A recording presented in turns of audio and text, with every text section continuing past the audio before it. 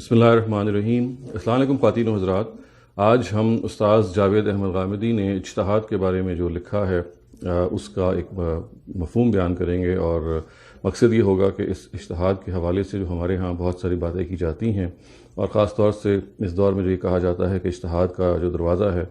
وہ بند ہے، اور اس کو کنڈکٹ کرنے کے لیے، اجتہاد کو کرنے کے لیے کچھ شرائط ہیں،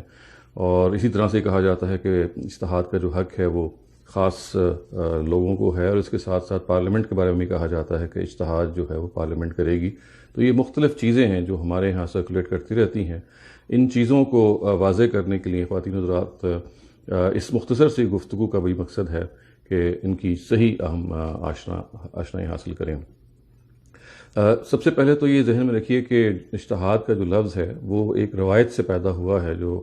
حضرت معاذ بن جبل کو جب نبی صلی اللہ علیہ وسلم نے یمن میں عامل بنا کر بھیجا تو ان سے پوچھا کہ آپ وہاں پہ جب جائیں گے تو کس بنیاد پہ فیصلہ کریں گے سب سے پہلے؟ تو انہوں نے کہا کہ اگر کوئی مسئلہ پیش آئے گا تو سب سے پہلے میں قرآن مجید میں اس کی طرف رجوع کروں گا، اور اگر نبی صلی اللہ علیہ وسلم نے پوچھا کہ اگر آپ قرآن میں اس کو نہ پائیں تو انہوں نے جواب دیا کہ میں سنت نبوی میں اس کو دیکھوں گا۔ تو اس کے بعد پھر نبی صلی اللہ علیہ وسلم نے پوچھا اگر آپ وہاں پہ بھی اس کو نہ پائیں تو اس کے بعد پھر حضرت معاذ بن جبل نے وہ جملہ بولا جس کے نتیجے میں یہ لفظ اجتہاد ہے، یہ کوائن ہوا، یہ وجود میں آیا گیا، اجتہد رائی لا آلو، اور اس کا مطلب یہ ہے کہ میں پھر اپنی عقل کو اور اپنی رائے کو استعمال کروں گا اور اس میں کوئی کسر نہیں اٹھا رکھوں گا۔ تو اجتہدوں کا جو یہ ورب ہے، یہ جو فعل ہے، اس سے لفظ اجتہاد وجود میں آیا، اور خواتین حضرات اس کی اس استعمال ہی سے بالکل واضح ہے کہ اس کا مطلب کیا ہے۔ لیکن اس سے پہلے کہ استعمال پہ ہم تھوڑی سی اور بات کریں، یہ بات بھی ذہن میں رکھیے گا کہ جو روایت ہے اپنے اصل میں یہ منقطع روایت ہے، اور یہ روایت اوتھینٹک نہیں ہے، تاہم یہاں چونکہ جو بات بیان ہو رہی ہے اس کے مفہوم کا ہمارا اس سے براہ راست کوئی تعلق نہیں ہے، یہاں تو صرف ہم یہ بیان کر رہے ہیں کہ لفظ اجتہاد اوریجنیٹ کیسے ہوا۔ تو یہ بات بالکل واضح ہے کہ اجتہاد کا جو دائرہ کار ہے یہ وہ چیزیں ہیں کہ جو قرآن اور سنت میں کورڈ نہیں ہیں۔ یہاں پہ قرآن اور سنت خاموش ہیں، یعنی ایسا نہیں ہو سکتا کہ کسی چیز میں قرآن اور سنت تو بات کریں، گویا ہوں، اور ہم یہ کہیں کہ جی ہم اس میں کوئی اجتہاد کر رہے ہیں، یہ اس کا حق حاصل نہیں ہے۔ اور جو لوگ اس مفہوم میں اجتہاد کو بولتے ہیں وہ یقیناً اس بات کو نہیں سمجھتے کہ اس کا ان کو حق نہیں دیا گیا۔ اجتہاد کا مطلب یہ ہے کہ یہ وہ دائرہ کار ہے کہ جہاں پہ دین کے جو سورسز ہیں قرآن اور سنت، ان میں کوئی براہ راست حکم موجود نہیں ہے۔ اس کی مثال جیسے آج کے دور میں کلوننگ کی دی جا سکتی ہے۔ کلوننگ ایک ایسی چیز ہے، یا ٹیسٹ ٹیوب بیبیز ایک ایسی چیز ہے کہ جو اس دور میں وجود میں آئے، اور ان کے بارے میں اب ظاہر ہے کہ علماء میں یہ بحث ہے کہ ان کو جائز قرار دیا جائے، ناجائز قرار دیا جائے، یا ان کے بارے میں کیا رویہ اختیار کیا جائے۔ اسی طرح سے سروگیٹ مدرہڈ کا جو کانسیپٹ ہے، یعنی اگر آپ سروگیسی کو پریفر کرتے ہیں یا نہیں کرتے، مثال کے طور پہ ایک خاتون جو ہے اس کے بطن میں اگر بچے کی پرورش ہو اور جو بچہ ہے وہ کسی اور ماں باپ کا ہو، تو کیا اس کو ہم جائز سمجھیں گے کہ نہیں سمجھیں گے؟ تو یہ وہ چیزیں ہیں جو اجتہاد کے دائرے میں آتی ہیں۔ تو سب سے پہلے تو ذہن میں رکھنا یہ چاہیے کہ اجتہاد کا جو دائرہ ہے یہ کیا ہے، اور اس کا ہرگز کوئی تعلق قرآن مجید کی انٹرپریٹیشن سے نہیں ہے، یا کیونکہ انٹرپریٹیشن جو ہے وہ تو ظاہر ہے کہ ٹیکسٹ کی ہوگی، اور ٹیکسٹ تو موجود ہے۔ یعنی ہمارے ہاں بعض دفعہ لوزلی اس لفظ کو استعمال کر لیا جاتا ہے کہ اجتہاد کرنا چاہیے، گویا کہ ایک پہلے سے حکم موجود ہے، اس میں کوئی نیا رخ پیدا کر دینا چاہیے یا نیا رخ داخل کرنا چاہیے۔ تو یہ اجتہاد کا مفہوم نہیں ہے۔ اجتہاد صرف اور صرف، جیسے کہ میں نے عرض کیا، ان چیزوں سے متعلق ہے، اور استاذ نے اس کو اپنے اس آرٹیکل میں ایکسپلین کیا ہے جو ان کی کتاب مقامات میں موجود ہے، کہ اس میں اس کا جو مفہوم ہے وہ وہی ہے کہ جس دائرے میں ہمیں قرآن مجید اور سنت سے کوئی براہ راست رہنمائی نہیں ملتی۔ خواتین حضرات، اس کے سلسلے میں یہ بھی بات بہت ضروری ہے کہ جیسے میں نے شروع میں عرض کیا، یہ جاننا کہ کیا اجتہاد کے لیے کوئی شرائط ہیں، چونکہ ہمارے ہاں علماء عام طور سے بیان کرتے ہیں کہ اجتہاد کے لیے مختلف مناصب ہیں، جیسے ایک شخص ہے جو مجتہد مطلق ہے، پھر ایک مجتہد منتصب ہے، پھر اسی طرح سے وہ کیٹیگریز بیان کرتے ہیں اور یہ بتاتے ہیں کہ وہ کس کس کیٹیگری میں کیا کیا کام کر سکتے ہیں۔ تو یہ بھی ایک ایسی چیز ہے جسے ہمیں سمجھنا چاہیے کہ ہمارے ہاں علماء عام طور سے چونکہ اجتہاد کے مرجع کو عالم قرار دیتے ہیں، یعنی عالم جو ہے وہ اجتہاد کرے گا، اس وجہ سے یہ ضروری ہوا کہ انہوں نے عالم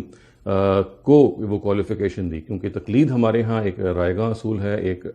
ایکسیپٹیڈ اصول ہے، معاف کیجیے گا، رائے گاں نہیں، ایکسیپٹیڈ اصول ہے۔ اس لحاظ سے اگر آپ کا بنیاد اگر آپ کی تقلید پہ ہوگی، گویا کہ آپ نے امام کی بات کو ماننا ہے، اس کے اجتہاد کو ماننا ہے، جو بھی وہ کہے، تو پھر وہاں سارے کا سارا زور اس پہ ہو جائے گا کہ امام کی کوالیفیکیشن کیا ہے۔ لیکن استاذ جاوید احمد غامدی نے اس رائے کو پیش کیا ہے اور اس بتایا ہے کہ دیکھیے اجتہاد کی جو بنیاد ہے اور اس کی جو ویلیڈیٹی ہے اور اس کی جو حقانیت ہے، اس کا تعلق یہ اس سے نہیں ہے کہ اس کو کون پیش کر رہا ہے اور کس درجے کا عالم پیش کر رہا ہے، بلکہ اس کے پیچھے استدلال کیا ہے۔ استدلال اگر قوی ہے تو پھر اصل میں پھر کسی شرط کی ضرورت نہیں رہ جاتی، یعنی پھر یہ کہنا کہ فلاں آدمی کے اندر یہ خصائص ہونے چاہیے یا ان علوم کا اس کو حامل ہونا چاہیے، تو پھر اس کی ضرورت نہیں رہ جاتی، کیونکہ اصل چیز پھر وہاں استدلال ہے۔ وہ استدلال عامی اور خاص دونوں کر سکتے ہیں، کوئی بھی شخص کر سکتا ہے۔ اگر استدلال میں وزن ہے تو وہ وزن ہی ہے جو اس کو ڈکٹیٹ کرے گا۔ اور خواتین و حضرات، یہی وہ چیز ہے جس کو سامنے رکھ کے ہمیں یہ بات ذہن میں رکھنی چاہیے کہ اجتہاد اصل میں اپنی بنیاد میں استدلال پہ، یعنی پاور آف ریزننگ پہ کھڑا ہے۔ جس بنیاد پہ آپ کوئی رائے قائم کرتے ہیں، مثال کے طور پہ اگر آپ کلوننگ کے بارے میں کوئی رائے قائم کرتے ہیں، اس کو جائز قرار دیتے ہیں، یا سروگیٹ مدرہڈ کو جائز قرار دیتے ہیں، تو آپ کو استدلال کریں گے نا۔ تو استدلال ہے جس کو فائنل ہونا چاہیے، استدلال ہے وہ چیز جس کی بنیاد پہ آپ یہ رائے قائم کریں، اور اگر وہ استدلال محکم ہے تو اس کو ایکسیپٹ کیا جائے گا، اور اس استدلال کے محکم ہونے کے نتیجے میں ہم یہ بھی دیکھیں گے کہ اس کے اندر جو ایکسیپٹنس ہے، اگر وہ ایک ایسی جگہ پہ کھڑی ہے کہ جہاں انسان جو کچھ بات کہہ رہا ہے وہ وزن رکھتی ہے، تو ان کو ہم ایکسیپٹ کر لیں گے۔ اور خواتین حضرات، اس سلسلے میں ایک چیز جو ضروری ہے وہ یہ بھی ہے کہ ہم یہ جان لیں کہ اجتہاد کے بارے میں اس کی بھی کوئی قید نہیں ہے کہ کون کر سکتا ہے اور کون نہیں کر سکتا۔ مثال کے طور پہ اجتہاد کے بارے میں اگر ہم نے اصل چیز استدلال کو مان لیا تو پھر اس سے فرق نہیں پڑتا کہ وہ کون شخص ہے، حتیٰ کہ ہم اس کے بارے میں پھر یہ قید بھی نہیں لگائیں گے کہ وہ کوئی مسلمان کرتا ہے یا غیر مسلم کرتا ہے۔ اس کی وجہ یہ ہے کہ بہت سارے اجتہادات کی نوعیت ہی اس طرح کی ہوتی ہے کہ جن میں اصول کو مان کے جب اجتہاد کیا جاتا ہے تو پھر آپ اصل میں ایک سسٹم بنا رہے ہوتے ہیں، آپ ایک معاملہ کر رہے ہوتے ہیں جس کی بنیاد پہ یہ معاملہ چلتا ہے۔ استاذ جاوید احمد غامدی نے اپنے اسی آرٹیکل میں اس کی مثال بھی دی ہے کہ مثال کے طور پہ دیکھیے کہ جمہوریت وہ پرنسپل ہے جس کو اسلام اجاگر کرتا ہے۔ امرہم شورا بینہم کے الفاظ میں یہ کہتا ہے کہ ہمیں اپنے معاملے کو، اپنے جو امور ہیں، ریاست کے امور ہیں، ان کو مشورے سے چلانا چاہیے۔ جب مشورے سے چلانا چاہیے تو اس کا کچھ سسٹم بنے گا۔ تو وہ آپ دیکھیے کہ آج جو سسٹم بنائے جا رہے ہیں یا بنائے گئے ہیں آج کے دور کو سامنے رکھ کے، جس میں بیلٹ کے ذریعے سے رائے لی جاتی ہے، اس میں بھی پارلیمانی نظام بھی ہے اور صدارتی نظام بھی ہے، جو دونوں کے دونوں جمہوریت ہی کی دو قسم یعنی مینیفیسٹیشنز ہیں، صرف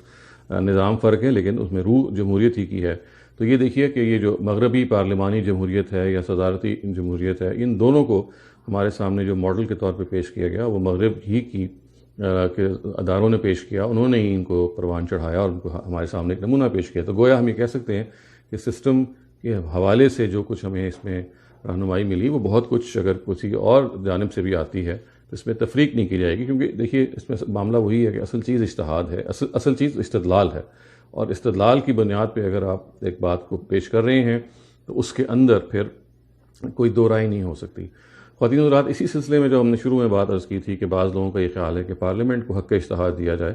تو یہ بھی اصل میں ایک ایسی چیز ہے کہ جس کو ایکسپلین ہونا چاہیے، چونکہ دور حاضر کے عظیم مفکر علامہ اقبال نے اس بات کو پیش کیا اور اس کے بعد پھر ظاہر اس کی بازگشت ہمیں سنائی دیتی ہے۔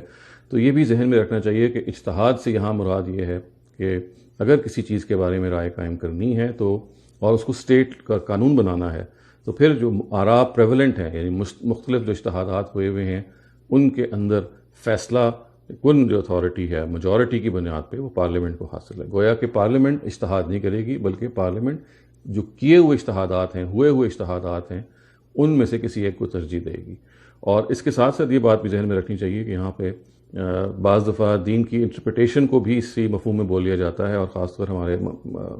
جلیل القدر اسکالر علامہ اقبال نے بھی بعض دفعہ اس کو اس مفہوم میں بولا ہے۔ تاہم یہ ایک مسنومر ہے، اس میں ہمیں یہ کریکشن کرنی چاہیے کہ دین کی جو تعبیر ہے، یعنی دین کو جو انٹرپریٹ کرنا ہے، اس کے لیے لفظ اجتہاد موضوع نہیں ہے، اس کے لیے تو لفظ استنباط موضوع، اس کے لیے لفظ ہے کہ آپ کسی چیز کو سمجھتے ہیں، استنباط کرتے ہیں۔ اجتہاد جیسا کہ عرض کیا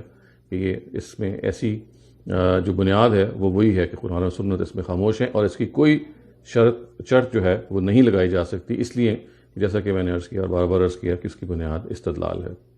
تو یہ وہ چند باتیں تھیں خواتین حضرات جو آپ کی خدمت میں پیش کرنا مقصود تھیں۔ اجتہاد کا مسئلہ ہمارے ہاں ہمیشہ سے زیر بحث آتا رہا ہے، اور اس کے بارے میں یہ بات بیان کی جاتی رہی ہے کہ اجتہاد کا دروازہ بند ہو چکا ہے یا اس کے بارے میں ہمیں خاص افراد سے رجوع کرنا ہے. تو میں نے جیسے کہ عرض کیا کہ استاذ نے اپنی اس تفصیل سے یہ بتایا کہ اس کی ایک بنیاد بات ہے، یعنی یہ تبھی صحیح ہے کہ ہم اس اجتہاد کے مرجع کو یا ان کے کرنے والوں کو صرف علماء ہی تک محدود رکھیں اور ہم تقلید کے اصول پہ زندگی گزاریں کہ جو کسی عالم نے کہہ دیا ہے اسی کو ماننا ہے. جبکہ جو صحیح پرنسپل ہے وہ یہ ہے کہ ہمیں خود استدلال کو سمجھتے ہوئے ایک بات کو سمجھنا ہے، اور وہ استدلال جو ہے اس کی جو قیمت ہے، اس کی جو وقت ہے، وہ اس کی وہی ریزننگ کی اسٹرینگتھ ہے جس پہ وہ کھڑا ہے.